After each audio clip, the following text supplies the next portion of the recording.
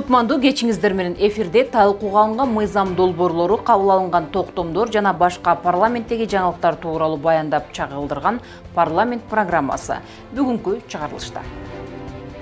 Ыйман Нуру фракциясы чыгармачыл союздардын жетекчилерин академик, акын, жазуучулар, адабиятчылар чакырып кереге кеңеш уюштурду. Бир дагы жазуучуга батыр бөлүндү элек. Кыргызстанда электрондук тамеки вейптерге тыюу салынат. Электрондук болобу, башка тамеки түрлөрү болобу, уулантып атканы менен иши жок болуп атат да. Жогорку кеңештин 7-чи чакырылышы тарабынан жүздөгөн мыйзамдар кабыл алынып, 3-чү сессиясы натыйжалуу жыйынтыкталды. Өлкөнүн өнүгүшүнө багытталган демилгелерди дароо колдоого алып, керектүү иштерди ыкчам жана тез жүргүзүү ыкмасына өттүк. Алдыңкы студенттер жогорку кеңештин төрагасынын стипендиясына татыды.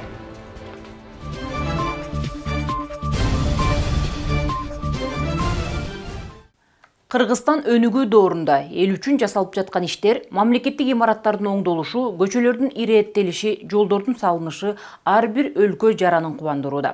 Тарых жаратуучу адамдарды жакшы күндөрдү китеп бетине түшүрүп, кылымдан кылымга маалыматты көркөмдөп жеткире билгендер жазуучулар. Кыргыз интеллигенттерин түйшөлткөн кандай маселе бар? Кененирээк кийинки материалда.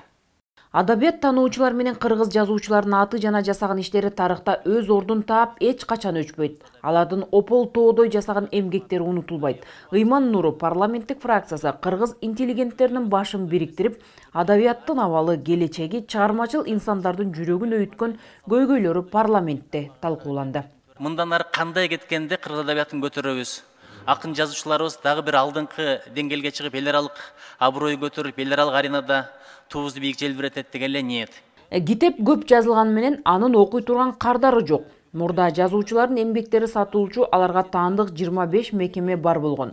Учурда жеке жактарга өтүп, менчик соода борборлоруна айланганына калемгер нааразы. Өмүр бою сакталуучу рухий дүйнөнү кыйратпоого чакырды. Азыр мына Ошто болобу, Жалал Абадта, Баткенде, Нарында, Караколдо китеп саткан жер эч жерде жок.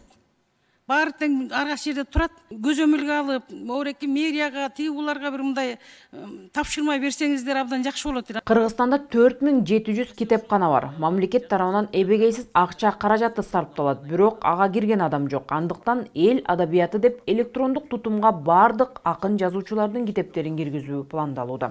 Китеп окурман ишемби жекшемби күнү окуйын десе китепкана жабык. Азыр эксперименталдык түрдө Караколдо, Нарында китепканалар ачылды. Дүйнөдө китепкана бул коворкинг сыяктуу. Күн-түн иштейт. Ошол жакта кофе ичет, ошол жакта шахмат ойнойт, ошол жакта китеп окуйт. Биз китеп азыр Россияда жакшы иш чара башталды. Ошол окурман дүйнөсүн ойготуу боюнча. Муну сиз Нуржигит мырза өзүңүз да жакшы демилгечи болуп жүрөсүз. Ошон үчүн китепканалар боюнча өкмөттүн токтомун өзгөртүп, китепканалар бул бир чакан эркин ишкана сыяктуу болуш керек да. 90 жылдан ашуун из өчпөс тарыхы бар Ала Тоо журналы жабылып калганына жана ушул кезге чейин бир дагы жазуучуга батир берилбегенине жазуучу кейиди. Социалдык маселелер, маселен, СССР кыйрагандан бери ушул мына бир дагы жазуучуга батир бөлүндү элек, айтыш керек. Чын айтыш керек. 93-жылдан бери деп коюш керек. Искусство деген бир термин бар да, абдан жакшы. Ошо искусствого мына орекил чыгармачыл союздардын баары кирет. Булар ирмелишкен, чирмелишкен, бири-бири менен аябай тыгыз байланышкан союздар. Ошон үчүн мындай кандайдыр бир мындай бөлүп жарыйбай, мындай чогуу комплексин карасак деген ойдо. Туура кийинкиде бир кенен жыйын кылып, баарын чакырсак жакшы болот экен. Китептерди жазууда дагы алгач мектептеги баланын тили өтө тургандай түшүндүрүү менен жазуу керек. Авторлор мектепте 1 мүнөт сабак өткөн эмес, ошол китеп жазган авторлор. Бүт илимпоздор, академиктер, профессорлор жогорку деңгээлде жазып таштайт илимий термин менен. Ошондуктан мектепте сабак өткөн практик мугалимдерди чогултуп, ошолордон кеңеш сурап, баланын тиши өтө турган кызыктуу тексттерди бериш керек. Жазуучуларсыз жашоо жок. Кылымдан кылымга адамдардын тарыхын, элесин коомго, элге жеткирген, из калтыргандар жазуучулар. Жазуучуларсыз эч нерсе болбойт. Чекем айткандай, кылымдардан кылымга кошо турган, теги манасты манаска кошо турган, да кийинки кылымды жеткире турган кимдер булар? Булар жазуучулар. жаман атты болса, жаман болса дагы жазуучу таланттуу кишилер мамлекетти bir орундан bir орунга, bir кылымдан bir кылымга чыгарып турган ушу эмелер таланттуулар эсептелет. Кыргыз интеллигенциясынын башын бириктирген бул отурум пайдалуу болоруна ишеним артарын билдирген депутат жогоруда көтөрүлгөн көйгөйлүү маселелер өз убагында чечилүүсүн аткаруу бийлигинен талап кылды. Болуп атат, чечип атабыз, карап атабыз эмес, каралабы, качан каралат? Убакыт айткыла. Качан? Качан аягына чыгарабыз? Ошону айтып бериңиздер. Бизге ушул нерсе керек болуп калды. Оштогу филармония эскилиги жеткен, оңдолууга муктаж. Азыр кудум ошонун маңдайында Бабур театры деген турат. Мирзиёевдун приказы менен кудум Самаркандтын стилинде реставрация болгон, өтө сонун, өтө көзөл Кыргыздын филармониясы турат. Аты филармония бирок эми болбой эле калды, окшошпой калды. Урматтуу депутаттар, урматтуу фракциянын жетекчиси ушуну эске алып, ушуну бир колго алып койсоңуздар. Искусство жаатында жетишкендик да карбын, театр жаатында жандануу болууда. Таланттуу режиссерлордун чыгармалары дүйнө сыйлыктарына арзышууда. Күн кармаган бала Султан Раевдин пьесасы повести боюнча койгон биздин таланттуу режиссерубуз бар, жаш жигитибиз Улан Мырзакарыпбаев. Ушул жигит Күн кармаган бала менен 2 гран-при утту, эл аралык. Андан тышкары Ак кеме дагы Улан Мырзакарыпбаев мыкты режиссер деген номинацияны утуп алды. Сүрөтчүлөрдүн өнөр каналары жок экен айтылып, алар үчүн көргөзмөлөрдү уюштурууга арт резиденциясын салып берүүнү өтүнүштү. Биздин көгүлтүр көлүбүздүн түштүк жагында, Кажысай айылында биздин өзүбүздүн сүрөтчүлөр союзунун базасы бар. Ошол базада 1 гектар жерибиз бар. Ошол жерде ошол бир арт резиденция жасасак деген ой бар эле. Соңунда адабиятчыларга, искусство чеберлерине, маданият тармагынын кызматкерлерине мамлекет тарабынан көңүл буруу, социалдык колдоо көрсөтүү тууралуу сунуш пикирлер берилди. Узак мөөнөттөгү стратегиялык пландын негизинде ошонун алкагында иш алып барыш керек. Ошондон кийин жанагы берде көтөрүлгөн аябай көңүл бурбай койду социальный заказ. Как раз таки ошол программанын стратегиялык өнүгүүнүн программанын алкагында социальный заказ кылыш керек. Кыргыз адабиятынын достору деген бир маалымат базасын түзбөйсүздарбы? Ушуга чейин ким кыргыз поэзиясын которуп атат, ким кыргыз адабият жөнүндө илимий иштер жазып атат, ким кыргыз прозасын которуп атат башка тилдерге. Ошолордун бир маалымат базасын түзсөк, анан ошолорду биз биле жүрсөк, кыргыз адабиятынын достору деген бир чоң жыйын өткөрсөк деген бир ойма келип атат. Идея иретинде айтып атам да. Сентябрь айынан тарта дарыгерлердин айлык акысы 50%га жогорулайт. Парламенттин тармактык комитетинде маалымат берген Саламаттыкты сактоо министрлигине караштуу милдеттүү медициналык камсыздандыруу фондунун бюджети соңку убакта тездик менен өсүп жатканы маалымдалды. Мунун эсебинен өткөн жылы медициналык аппараттарды сатып алууга 1 миллиард сом бөлгөн. Жарандарды сапаттуу медициналык жана профилактикалык жардам менен камсыздоо максатында иш алып барган милдеттүү медициналык камсыздандыруу фондуна быйылкы жылдын 5 айында эле 178 миллион сом каражат түшкөн. Бул көрсөткүч башка жылдарга салыштырмалуу 10 эсе көп. Бюджет көйгөндө оборудование жана жабдууларды алганга шарт түзүлдү. Мисалга айтсам, былтыр жылдын аягында ошо түшкөн акчага биз баягы бюджет өзгөртүү киргизип 38 жанагы рентген жана флюор аппаратты жанагы Бишкектеги үй бүлөлүк дарыгерлер тобуна жана региондорго дагы алып бердик да. Демек сатып алуулар башталды. Туурабы? Бара-бара Юрфа менен Баневскиден элдин көз карандылыгын азайтат экенсиздер да. Ушул бойдон кетсеңиздер. Азыркы мамлекеттик кепилдиктер программасынын шартында камсыздандырылган жарандарга жанагы 12 базалыктан сырткары 40тан ашык изилдөөлөр акысыз болот да. Милдеттүү медициналык камсыздандыруу фонду ооруканаларда медициналык кызмат көрсөтүүгө көзөмөлдү күчөтүп, өткөн жылы медициналык аппараттарды сатып алууга 1 миллиард сом бөлгөн. Жогорудагы акчага 38 рентген жана флюорографиялык аппарат сатып алынып, өлкө боюнча саламаттыкты сактоо уюмдарына таркатылган. Бинт алып кел, шпирсингди алып кел, обезболивающий алып кел, бизде жок. Ошону алып келгенден кийин биздин жаран кыйналып атабы, кыйналган жокпу, аныңды алып келбесең бизде жок деген сөз азырга чейин жашап келатат. Ушул жакты көбүрөөк азаматтык кеңеш көзөмөлгө алып, дары-дармектерди жарандарыбызга жеткиликтүү контролду күчөтүп, жанагы страховой полис боюнча дагы сиздер түшүндүрүү иштерин көбүрөөк жүргүзүп ушунун үстүндө көбүрөөк иш алып барыңыздар. Маалым болгондо өлкөдө сентябрь айынан тарта дарыгерлердин эмгек акысы 50%, орто медициналык персоналдардын эмгек акысы 20%, кенже медициналык персоналдардын эмгек акысы 10%га жогорулайт. Учурда каржы боюнча маселе чечилип, президенттин буйругу чыгышы күтүлүүдө. Көпчүлүк врачтар жеке секторго кетип атат. Бул турган факт. Анткени айлык аз, шарттар начар. Жок эле дегенде 50% тиякта иштейт, 50% ставкасы бул жакта иштеп атат.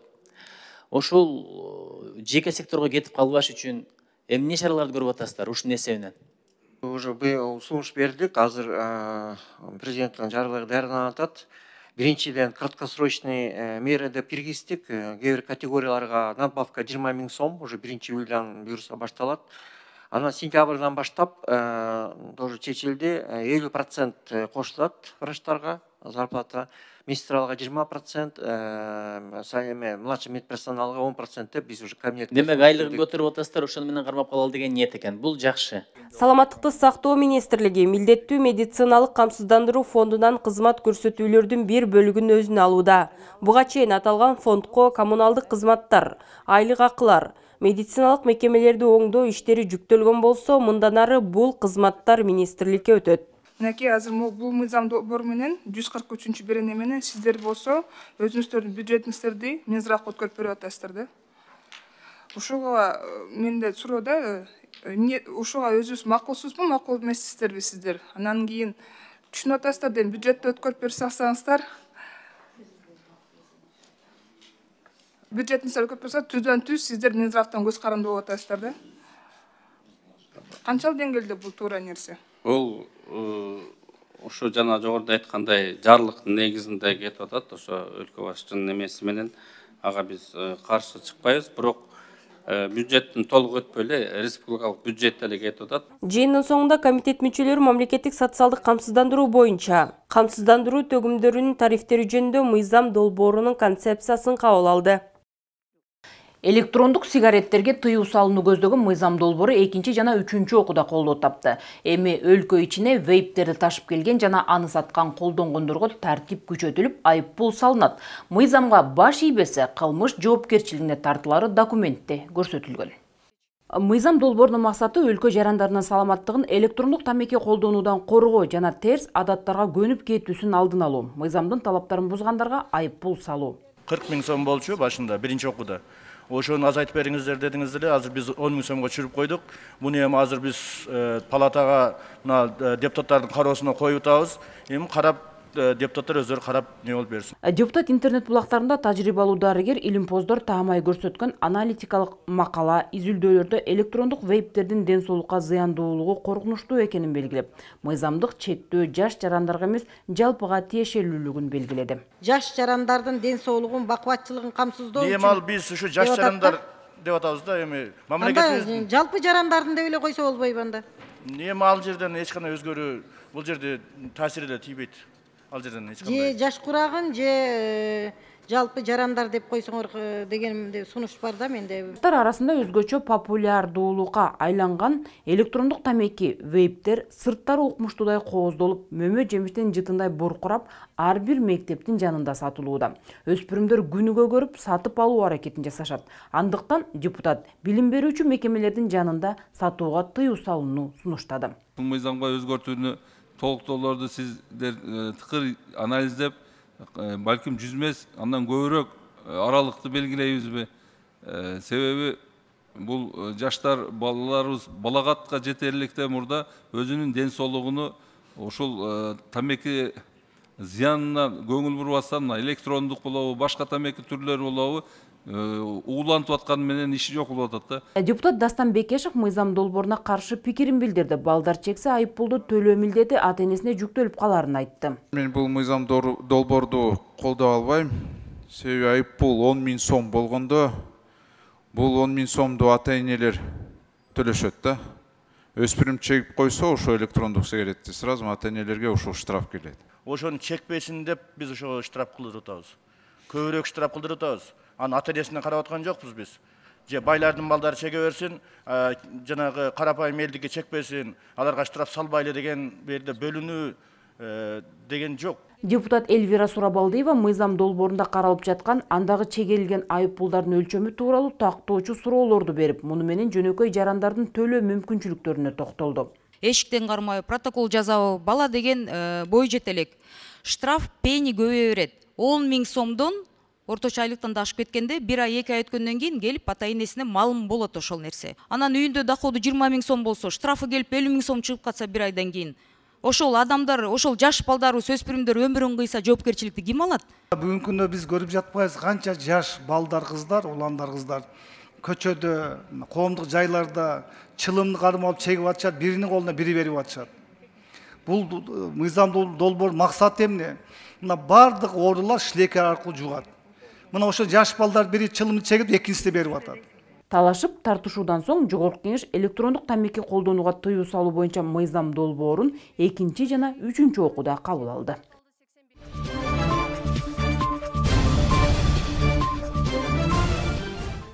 Билим берүүнү өнүктүрүүнүн улуттук программасын ишке ашырууну колдоо максатында Министрлер кабинети Азия өнүктүрүү банкынан 32 жылдык мөөнөткө $40 миллион өлчөмүндө насыя алууда.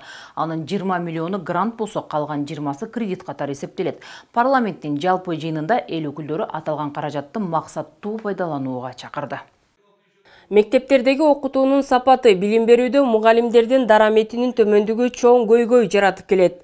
Долбоордун алкагында алынчу каражатка мектептердеги так илимдер аталган химия, физика, математика, география жана биология сабактарын окутууну жакшыртуу аракеттери жүрөт. Андан сырткары мугалимдердин квалификациясы жогорулатылып, билим берүүнүн жаңы методикасы киргизилмекчи.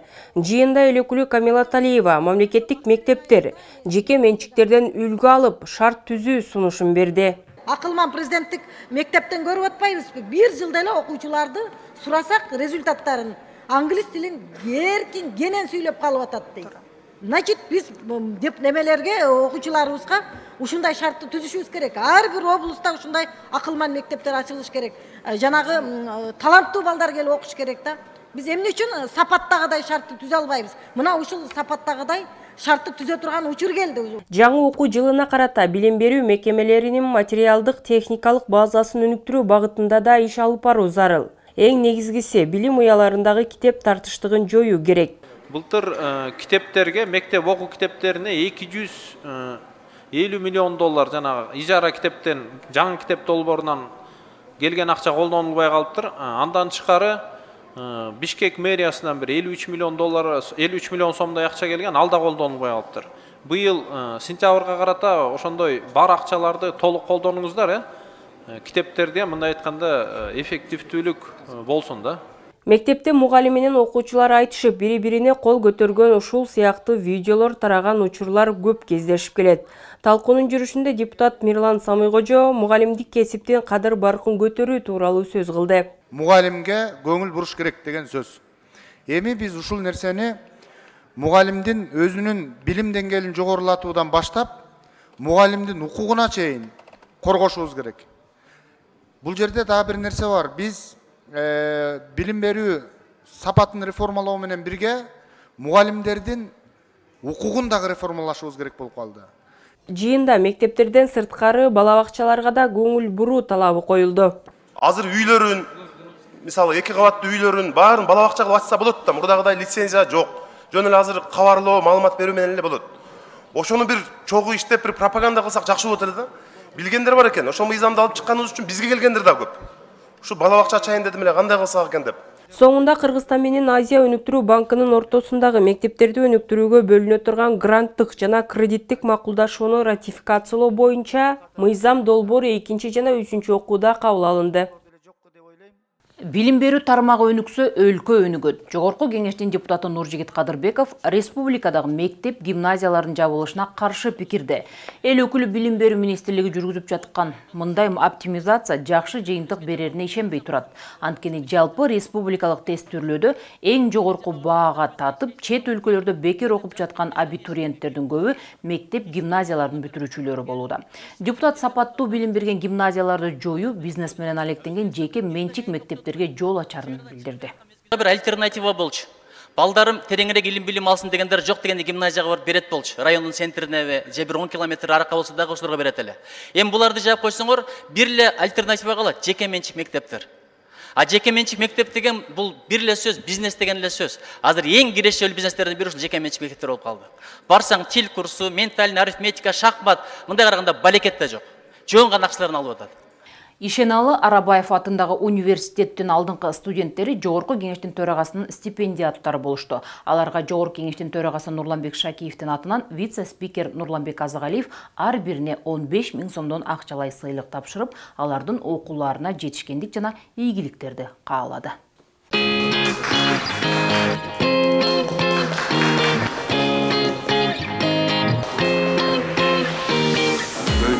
Спортсмендерге көп ушундай белек кылып, мындай эмелер берилчү эле. Азыркы убакта Нурланбек Тургунбекович өзү дагы билим берүү системасын колдоп атат.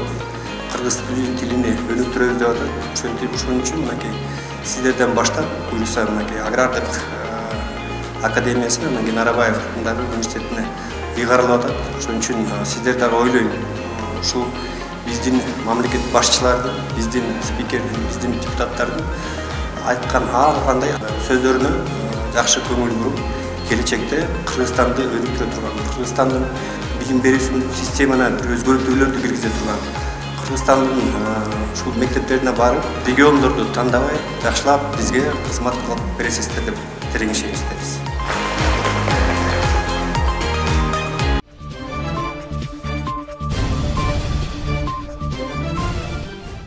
Жогорку кеңештин 7-чи чакырылышынын 3-чү сессиясы өз ишин жыйынтыктады. Жылмаалы Жогорку кеңеш тарабынан Кыргызстандын социалдык экономикалык өнүгүүсүн жөнгө сала турган 100дөгөн мыйзамдар кабыл алынып, Кыргызстандын мындан аркы өнүгүүсүнө олуттуу таасир эте турган эл аралык макулдашуулар ратификациядан өттү. Жогорку кеңештин түздөн-түз катышуусу астейдил аракеттери менен ишке ашып жаткан маселелерге Жогорку кеңештин төрагасы Нурланбек Шакиев жыйынтыктоочу сөзүндө белгилеп өттү. Ошентип 7-чи чакырылыштын 3-чү сессиясы соңуна чыкты. Албетте кылчайып караган адамга эмне иштер бүттү, кандай тарыхый чечимдер кабыл алынды деген суроо туулбай койбойт. Бул сессиябызда олуттуу окуялар, маанилүү иш-чаралар менен эсибизде калды. Күздө Кыргыз парламентинин 85 жылдык мааракесин белгилеп, мыйзам чыгаруу органынын тарыхын, баскан жолун жана келечегин талкуулаган чоң иш-чара өткөрүлдү. Анын ичинен көз карандысыз мамлекеттер шериктештигине мүчө өлкөлөрдүн парламент жетекчилеринин катышуусунда чоң конференция уюштурулуп, Жогорку кеңештин мамлекеттеги эле эмес, эл аралык деңгээлдеги ролу тууралуу кеңири баяндамалар жасалды. Ага удалаш көз карандысыз мамлекеттер шериктештигине мүчө өлкөлөрдүн парламенттер аралык ассамблеясынын кезектеги жыйындары өтүп, анда өнөктөш өлкөлөрдүн алакасын арттырууга багытталган маанилүү сүйлөшүүлөр жүргүзүлдү. Мындан тышкары Борбор Азиядагы лидер айымдардын форуму Бишкек шаарында өткөрүлүп, коңшу мамлекеттердин байланышын чыңдоого айымдарыбыздын ролу чоң экени белгиленди. Төраганын сөзүндө бардык бийлик бутактарынын өз ара ынтымагы, бир максатты көздөгөн өлкөнүн өнүгүүсүнө, реформалардын ийгиликтүү ишке ашуусуна өбөлгө болууда деп белгиленди. Чындыгында эле мамлекеттеги маанилүү маселелердин бардыгы депутаттардын кароосунан өтүп, анын ичинен ар бир мыйзам долбоору парламент тарабынан кабыл алынат. Бирок аларды аткаруу милдети министрлер кабинетине жүктөлүп, депутаттар көзөмөлдөйт. Азыр бардык бийлик бутагы бир жакадан баш, бир жеңден кол чыгарып, бирдиктүү саясат жүргүзүүдөбүз. Өлкөнүн өнүгүшүнө багытталган демилгелерди дароо колдоого алып, керектүү иштерди ыкчам жана тез жүргүзүү ыкмасына өттүк. Саясий оюндардан алыс болуп, жеке амбицияларыбызды артка калтырып, мамлекеттик кызыкчылык үчүн иштеп жатабыз. Ал эми мыйзам чыгаруу жаатындагы аткарылган иштердин өлчөмүнө карасак, 7-чи чакырылыштын 3-чү сессиясынын убагында 73 пленардык жыйын, комитеттер менен фракциялардын отурумдары өткөрүлүп, 200дөн ашуу мыйзамдар кабыл алынды. Комитеттин чечимдеринин Жогорку кеңештин токтомдорунун саны андан кыйла арбын. Анын катарында административдик аймактык реформаны ишке ашырууга багытталган мыйзам долбоору болгонун дагы канааттануу менен белгилөөгө болот. Анткени эгемендик алгандан бери бул маселе бир нече жолу көтөрүлгөн менен чечкиндүү кадамдар жасалган эмес. Эгемендик алгандан бери ишке ашырылбай келе жаткан бул реформа чоң саясий эркти талап кылып, кеңири изилдөөлөр менен жасалганы турат. Буйруса аягына чыкса сөзсүз жемишин берет. Мамлекеттик казынанын натыйжалуу пайдаланууга жана башкаруу системасын жөнгө салууга чоң мүмкүнчүлүк түзүлөт. Ошондой эле Кыргызстандын келечеги өсүп өнүгүүсү үчүн эң эле олуттуу тарыхый чечимди кабыл алуу мына ушул Жогорку Кеңештин үлүшүнө туш келип отурганы дагы сыймыктуу көрүнүш. Кылым курулушу аталган Кытай, Кыргызстан, Өзбекстан темир жолун салууга тиешелүү алгачкы мыйзам долбоорлорунун бирин да жакында эле кабыл алып бердик. Келечекте аталган темир жол курулса, Кыргызстан жол туңгуюгунан чыгып, Улуу Жибек жолу кайрадан калыбына келет. Өлкөбүздүн соода байланышы дагы кеңейип, мамлекеттер ортосунда эле эмес, континенттер ортосунда да жаңы транспорттук каттам ачылганы турат. Тагыраагы Чыгыш Азиядан Түштүк Европа өлкөлөрүнө баруучу жол 900 чакырымга кыскарат. Бул жүк жеткирүү убактысын бир жумага үнөмдөөгө мүмкүндүк берип, жүк ташуу көлөмүн кыйла көбөйтөт. Албетте, аткарылган иштердин бардыгын санап отурууга мүмкүн эмес. Антсе да башкы прокурордун, эсеп палатасынын төрагасынын отчеттору угулуп, кызуу талаш тартыштарды жаратып, эл депутаттарынын олуттуу ой пикирлери жалпы элибиздин кызыгуусун жаратты. Ошо менен бирге парламенттин иш аракеттеринин ачык айкындуулугу бышыкталып, Жогорку Кеңештин жыйындары, комитеттер менен фракциялардын отурумдары, башка иш-чаралар түз эфирде чагылдырылып турду. Атайын аккредитациядан өткөн жалпыга маалымдоо каражаттарынын өкүлдөрүнүн саны 250ден ашты. Жогорку Кеңештин өкүлчүлүк милдеттери туурасында айтканда, эл депутаттар эл менен тыгыз карым-катнашта иш алып барганын белгилей кетүүгө болот. Жогорку Кеңештин депутаттарынын жеке иш сапарларын айтпаганда да комитеттер менен фракциялардын көчмө жыйындары ар бир региондо уюштурулганын айтпай кетүүгө болбойт. Жогорку Кеңештин башкы максаттарынын бири эл менен бийликтин ортосунда көпүрө болуп, шайлоочулардын ишенимин актоо болгондуктан, жарандар менен да түздөн түз иштөө жигердүү улантылууда. Шайлоочулар менен ар кандай жолугушуулар өтүп, депутаттар иш сапарлары менен аймактарга барып турушту. Ал эми тармактык комитеттердин көчмө жыйындары байма-бай уюштурулду. Эл депутаттары тарабынан да көптөгөн мыйзам долбоорлору сунушталып, саясий, социалдык, экономикалык, сот укук реформаларын ишке ашырууга активдүү аралашып жатканын баса белгилеп кетүүгө болот. Айрыкча эл өкүлдөрү саясий, экономикалык, социалдык жана сот укуктук реформаларга өзгөчө көңүл буруп, өлкөнүн өнүгүшүнө багытталган мыйзамдарды күчтөндүрүү үстүндө иш алып барууда. Анткени укуктук мамлекет үчүн парламенттин ролу жогорку экени анык. Өткөн сессия алкагында депутаттар тарабынан 66 мыйзам долбоору киргизилип кабыл алынды. Албетте, Жогорку Кеңештин эл аралык алкактагы иш аракеттеринин өзгөчө орду бар. Эки жана көп тараптуу алакаларды арттыруу жаатында жасалып жаткан иштердин натыйжасы жаман эмес. Мамлекеттер аралык байланышты чыңдоодо парламенттик дипломатиянын ролу эбегейсиз. 3-чү сессиябызда аталган маселеге өзгөчө көңүл бурулуп, тышкы алакаларды чыңдоо аракетин көрдүк. Айрыкча алыс өлкөлөр менен парламенттер ортосунда кызматташтыкты кеңейтүүгө басым жасап, Улуу Британия, Венгрия, Австрия өңдүү Европа өлкөлөрү, андан сырткары Монголия, Азербайжан мамлекеттерине расмий сапарлар уюштурулду. Ошону менен катар Жогорку Кеңештин төрагасы Нурланбек Шакиев алдыда албан милдеттердин тургандыгын белгилөө менен өлкөнүн өнүгүүсү камтылган программалык милдеттерди аткарууга жигердүү киришип, бардык бийлик бутактары менен бир жеңден кол, бир жакадан баш чыгарып, ынтымак менен иш алып барууга чакырып кетти. Урматтуу биздин көрөрмандар, регламентке ылайык Жогорку Кеңештин депутаттары бир ай шайлоочулар менен жолугушуу өткөрөт. Андан соң расмий түрдө эмгек өргүүгө чыгышат. Андыктан сентябрь айына чейин программабызда тынуугу болот. Кайрадан эфир аркылуу жолугушканга чейин саламатта калыңыздар.